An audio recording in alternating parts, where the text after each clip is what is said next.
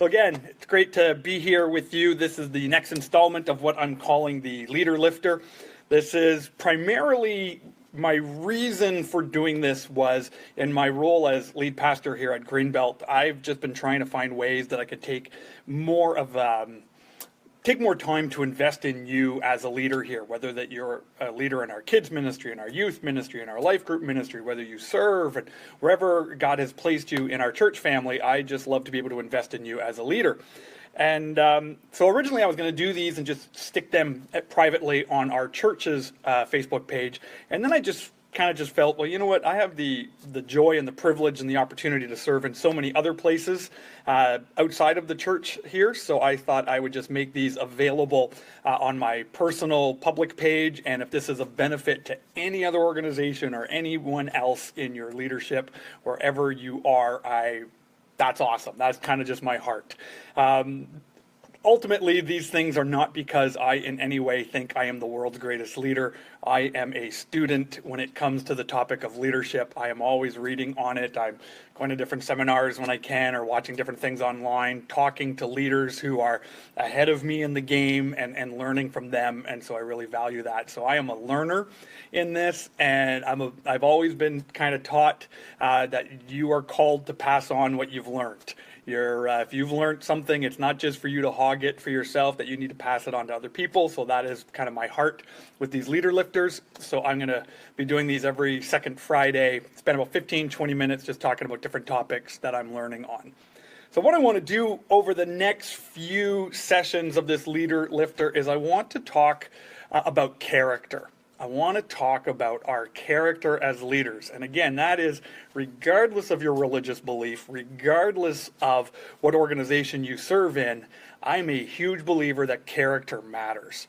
If I have 2 resumes and I'm doing interviews with different people, I am going to look at experience, I'm going to look at education, I'm going to look at all of the pluses that someone would bring to my organization. But when I start meeting the person face to face and start getting to know them, a lot of education stuff and a lot of work experience stuff begins to go down in priority, because now what I'm looking for is character. And I will actually, if I have 2 resumes and I'm looking at them, and one's got this incredible experience and the other one's got maybe less experience, but there's just something about their character that connects more, I will always choose character. Because here's the thing about your organization, my organization, or wherever we work. Most of the problems that we are going to deal with as leaders are not necessarily because someone didn't know how to do something. Most of the problems that we are going to deal with have to do with people's character, who they are, how they behave, how they act with other people. So looking at someone's character is incredibly important for us as leaders. But this isn't all about just focusing on other people's characters. I want to kind of start this one off looking at our own character, because our character matters if we want to be leaders in churches, in business, in nonprofits, in charitable groups, right? Our character is of incredible importance. So the first topic that I want to hit on for the next few minutes is the topic of humility. Now you might say that sounds like a weird topic to pick. How do you talk about humility as a leader without coming across as prideful and arrogant? I mean, have you ever met the person who just comes up to you and says, well, one of the things that is really great about me is that I'm incredibly humble. Right? If someone actually says that, right away you're kind of like, there's something wrong with that statement when we go around talking about how incredibly humble we are. Right? But humility, I think it's a bad rap, and I think it gets a big misunderstanding in leadership. So I wanted to just spend a bit of time talking about that. Right? So humility is the idea of having a modest view of one's own importance. Right? Of having a modest view of one's own importance within your organization. Modesty does not mean thinking poorly about yourself. Right? It doesn't mean when someone comes up to you and says, hey, you know what, you did a really great job there, Sally. That was amazing. Right? Humility doesn't mean it goes, well, I could have done better. Well, I'm not really that good. I'm not really that important. Like humility is not that. Humility is just having a modest view of one's own importance, right? You're not thinking of yourself too pridefully, right? You're not like being arrogant and prideful and bossing people around. You're not kind of going, this company would die if I wasn't here, right? No, humility is this modest view of our importance, right? And Jim Collins, in his book, Good to Great, talked about what he called a level 5 leader. And a level 5 leader are these leaders who are leading some of the greatest, the largest organizations in the world. And he says one of the key characteristics that he found in his study of the top organizations in what he called level 5 leaders was the fact that they were all humble men and women. All of them displayed characteristics of humility.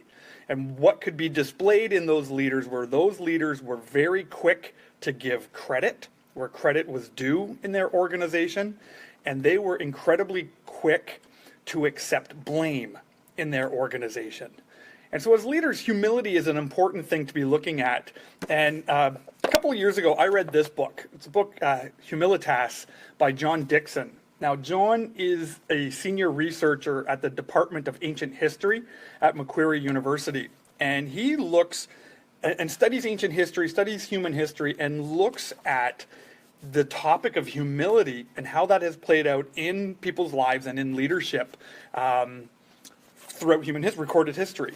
And he actually shows a shift in thinking when it comes to leadership, right? Like in the ancient world, thousands of years ago, the concept of a leader being humble is completely foreign. It's completely foreign. Like, in fact, the ancient cultures had intense pride on protecting their honor, right? Ensuring that they were constantly publicly honored, right? They were very adverse to any kind of public shame. Right? So you always had to make sure you were highly honored in public, using your power, your influence to push people around, to make sure that you were honored and respected, and do everything possible to ensure that no shame would come on you or your family.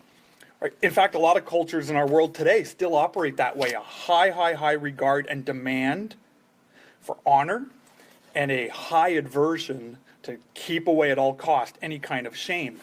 And what John Dickson has done in his research has kind of looked at historical evidence, and there was a shift. There was a shift in the mindset of leaders where suddenly we started to see throughout human history where the greatest leaders suddenly became people of humility.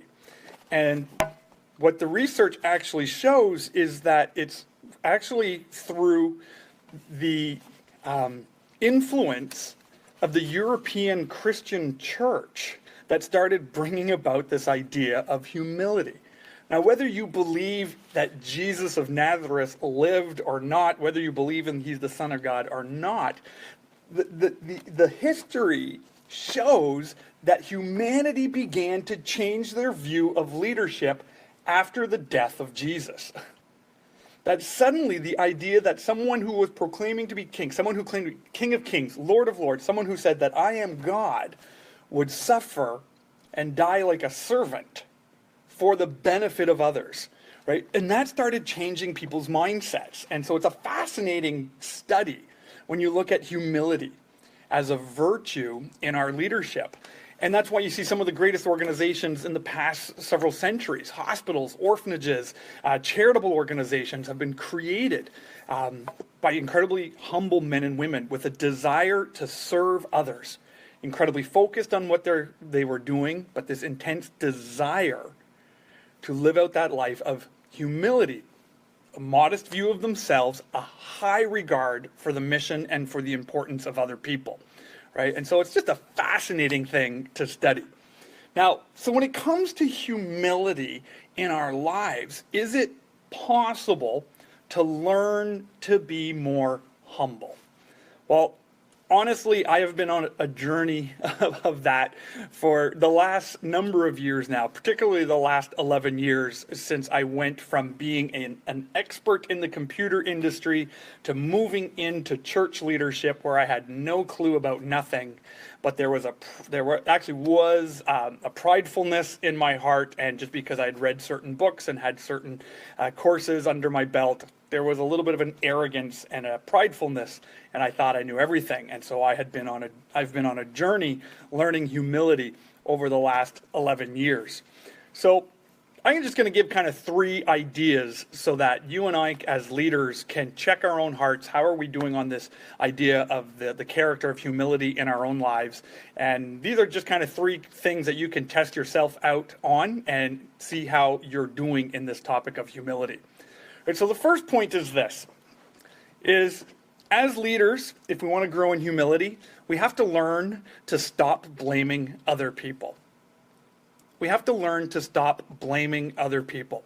Something that is incredibly easy to do as leaders is to say the reason your organization, your church, your group, whatever it is you lead, that church, that organization isn't doing well because it's their fault. And one of the things that I see a lot living here in Ottawa is the blame game of blaming the previous political party.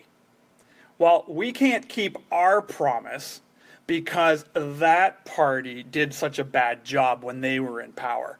Now, what's hilarious is every single time the political parties switch over, they all say that. So after a while, that starts to get a little old. Like, we didn't put leaders into positions of leadership simply to pass the blame on someone else. Now, maybe you and I were never going to have to deal with that at the kind of the large scale thing in government or politics, but what about in your own organization, right? What about in your church? What about in the school that you might lead in? What about in the group and the business that you lead in? Do you find yourself with your heart kind of quickly blaming everybody else?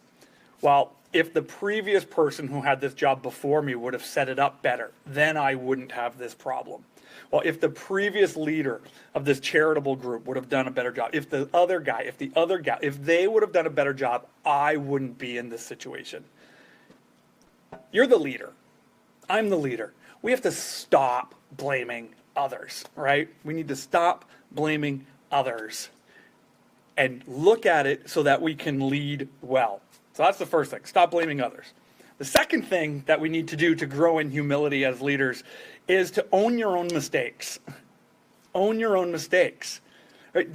I think for some reason we have begun to make a shift in our culture. Now, whether that's because this kind of teaching of the sacrifice of Jesus and that humility that can be shown through the study of ancient history, that is diminishing. And so that characteristics that was once valued is going away because less influence of the church. I don't know what it is, but it just seems like all around us we have more leaders, political leaders, government leaders, sadly church leaders, who are quick to blame others and they're not quick to own their own mistakes. And we seem to think because we have to guard our honor, we have to, we can't allow ourselves to be shamed. We're going to fight every single person possibly because it's not my fault. It's not my fault. And it's like, you know what? You're the leader. If you're the leader and you make a mistake, learn from it, grow from it. Right? Craig Rochelle from Life Church, I love how he put it this way, that in our church, that mistakes are not, I forget how he put it. Sorry, I should have wrote it down earlier. But basically what he's saying is that mistakes are mandatory. Like, mistakes are not an option here. They're mandatory. They're mandatory because we learn from them. And as a leader, we have to own our own mistakes. That means we have to say sorry. When we mess up, when we screw up, it's okay as a leader to say sorry. That shows a good character. And wouldn't you rather work for someone who owns their own mistakes instead of blaming everybody else? It drives me crazy working for people like that. They're hearing politicians like that or being stuck in a room with leaders like that. It's just blame, blame, blame, blame, blame. They never want to own their own mistakes, right? So the first thing, if you want to grow in humility, we got to stop blaming others. We need to own our own mistakes. And then the last thing that we need to do as leaders, if we want to grow in this, is to fight the desire to prove that we're right. We need to fight the desire to prove that we're right. A mentor of mine said it this way years ago. He said, even if you're right, you're wrong if you're not humble. Even if you're right, you're wrong if you're not humble.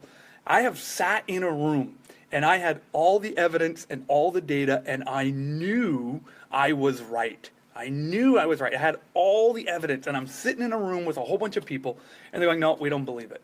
No, we don't believe it. No, you misinterpreted the data. No, that's not what it is. No, you're wrong, you're wrong, you're wrong. And I'm about to freak out on them, and I'm going to get puffed up, and I'm going to defend myself. I'm going to say, no, I'm right, and I have to fight and prove this. And then I remembered that mantra that my mentor had said. It was a guy named Patrick Morley who wrote the book Man in the Mirror. Even if you're right, you're wrong if you're not humble. So we have to fight that desire to prove to people we're right. Because in our organization, it's not always about being right. Because character trumps being right sometimes. And we need to learn how to lead better and stop punching people and fighting people just to prove that we're right, to kind of protect some kind of honor or to avoid some kind of shame. So that's the first thing I just wanted to start off with. So how are you doing on this topic of humility? Wherever you're called to lead, people want to be around leaders who are humble, who are focused, who are driven, who know what they're trying to accomplish, but that they are modest in their own view of their own importance. They give credit where credit is due. They're willing to accept the blame when they need to accept it. I'm just going to close with this quote here from the book Humilitas here on page 130. He quotes a book by Stephen Covey, The 7 Habits of a Highly Effective People. And this is what it says about humility. Humility truly is the mother of all virtues. It makes us a vessel, a vehicle, an agent instead of the source or the principle. It unleashes all other learning, all growth and process. With the humility that comes from being principle-centered, we're empowered to learn from the past, have hope for the future, and act with confidence in the present. So I hope these leader lifters are of benefit to you. Appreciate you watching. If you have any questions or comments, you can post them below. Any topics maybe that you as a leader here in our church or elsewhere would like me to hit on, you can send me a private message. I would love to hear from you. So God bless you and wherever you are called to lead, and I'll talk to you in a couple of weeks. God bless.